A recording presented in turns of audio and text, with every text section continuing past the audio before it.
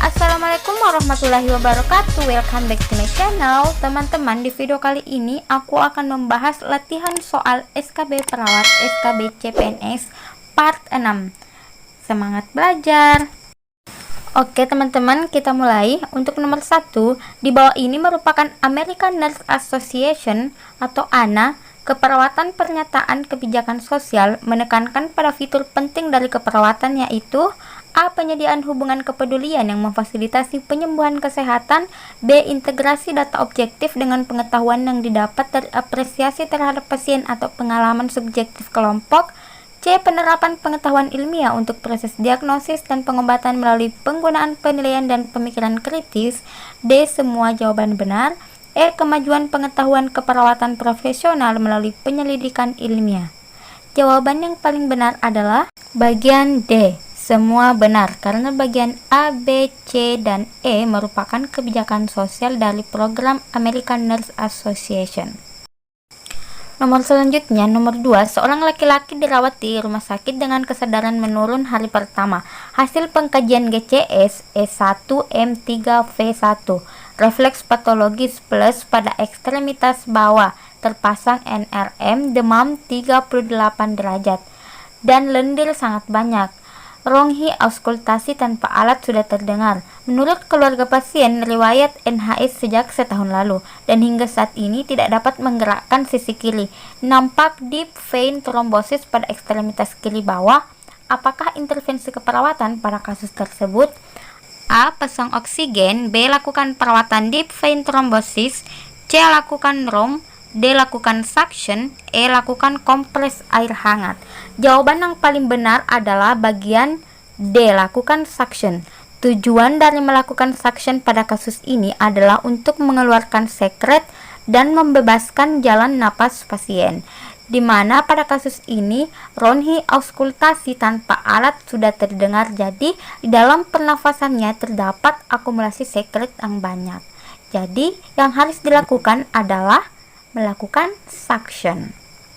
Next, nomor 3, seorang laki-laki dirawat di ruang bedah dengan keluhan luka pada gigi -2 destra. Saat ini pasien telah dilakukan operasi hari ke-8 dengan pemasangan kaul air.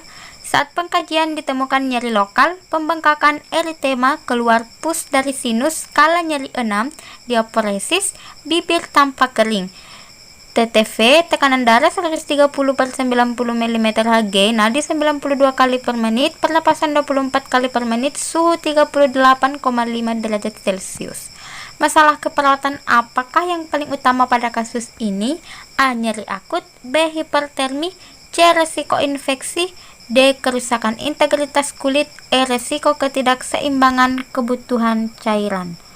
Jawaban yang paling benar adalah bagian C. Resiko infeksi. Resiko infeksi yang ditandai dengan adanya pengeluaran pus atau nanah dan kemudian ditambah dengan suhunya 38,5, jadi dia itu masuk dalam kategori demam. Untuk nomor 4, seorang klien yang mengalami pemulihan dan trauma kepala berpartisipasi dalam asuhan keperawatan. Aktivitas manakah yang menunjukkan pemahaman klien terhadap upaya pencegahan peningkatan tekanan intrakranial adalah A. Mengeluarkan ingus melalui hidung. B. Latihan isometrik. C. Batuk sekuat tenaga. D. Menghembuskan nafas saat mengubah posisi. E. Falsafa manuver 50. Jawaban yang paling benar adalah bagian D. Pemahaman klien terhadap upaya pencegahan peningkatan tekanan intrakranial adalah menghembuskan nafas saat mengubah posisi. Selanjutnya, nomor 5, seorang perawat sedang merawat dengan peningkatan tekanan intrakranial. Tanda vital manakah yang harus diperhatikan perawat sebagai manifestasi peningkatan tekanan intrakranial, yaitu A. Peningkatan suhu tubuh, kecepatan nadi dan irama nafas, penurunan tekanan darah. B. Peningkatan suhu tubuh, penurunan kecepatan nadi, peningkatan kecepatan irama nafas, peningkatan tekanan darah. C. Penurunan suhu tubuh, penurunan nadi dan irama nafas, peningkatan tekanan darah. D. Penurunan suhu tubuh, peningkatan nadi, penurunan nafas dan peningkatan tekanan darah. E. Peningkatan suhu tubuh, kecepatan nadi, penurunan nafas dan penurunan tekanan darah. Jawaban yang paling benar adalah bagian B.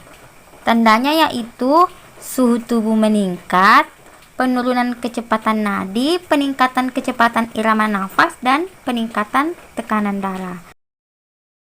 Next, nomor 6. Seorang laki-laki pekerja bangunan masuk ke UGD rumah sakit dengan riwayat jatuh dari atap rumah setinggi 3 meter sewaktu bekerja 2 jam sebelum masuk ke rumah sakit. Pemeriksaan awal didapatkan kesadaran baik, tekanan darah 70/50 mm Hg, nadi 68 kali per menit, pernapasan 20 kali per menit. Didapatkan hematom dan lecet pada bagian wajah dan dada atas. Pasien mengeluh nyeri di lehernya dan tidak dapat merasakan pada bagian dada ke bawah dan dapat menggerakkan keempat ekstremitasnya. Tindakan yang pertama dilakukan pada pasien di atas adalah A. Melakukan lock roll untuk mencari adanya cedera pada tulang belakang. B. Memasang collar neck dan mengirim pasien untuk foto vertebrata cervical. C. Melakukan pemeriksaan neurologis lengkap.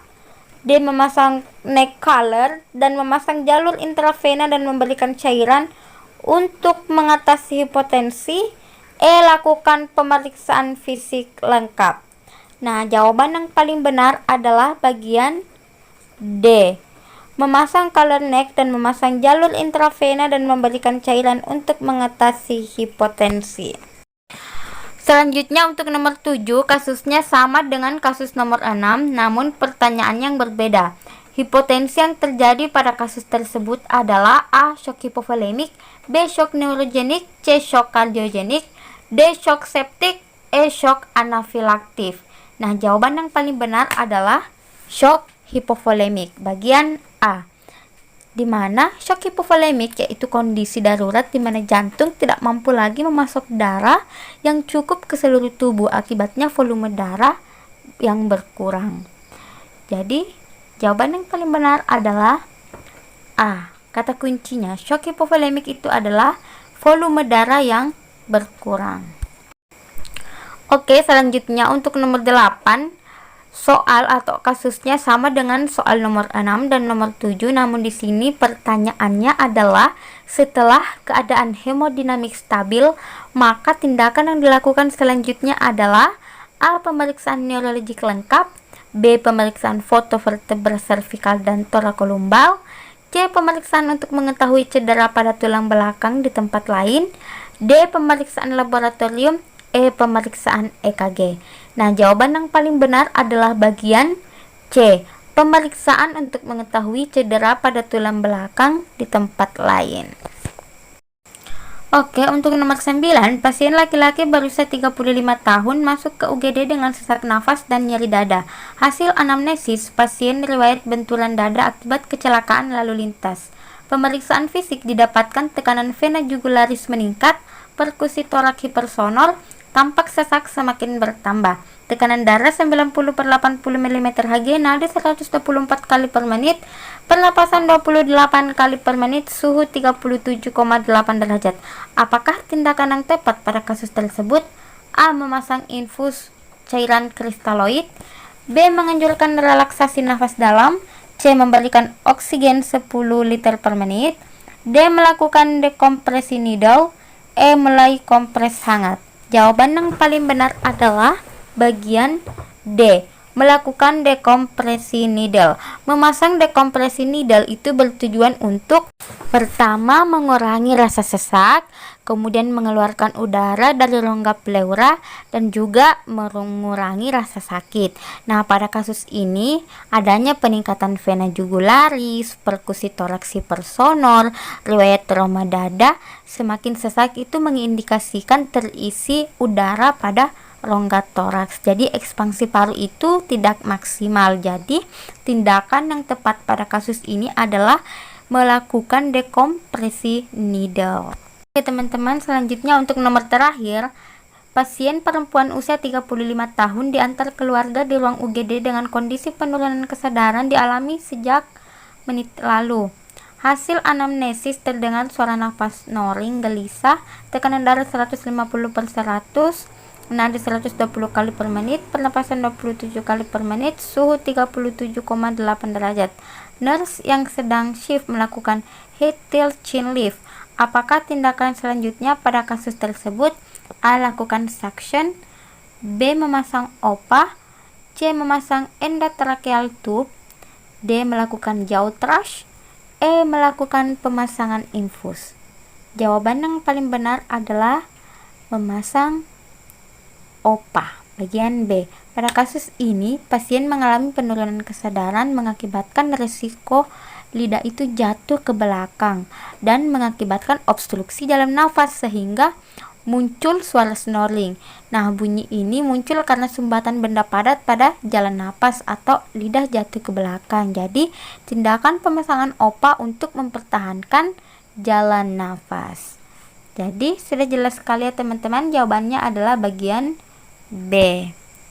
Oke teman-teman, demikian untuk video kali ini. Mudah-mudahan apa yang kami sampaikan itu bermanfaat buat teman-teman, dan apabila terdapat kesalahan dari kami, silahkan sampaikan pendapat Anda pada kolom komentar untuk membangun channel ini menampilkan sesuatu yang bermanfaat untuk teman-teman. Semoga apa yang kami sampaikan dapat menjadi bekal untuk tes SKB CPNS nanti, dan semoga teman-teman kita sama-sama lulus. Oke, see you next video.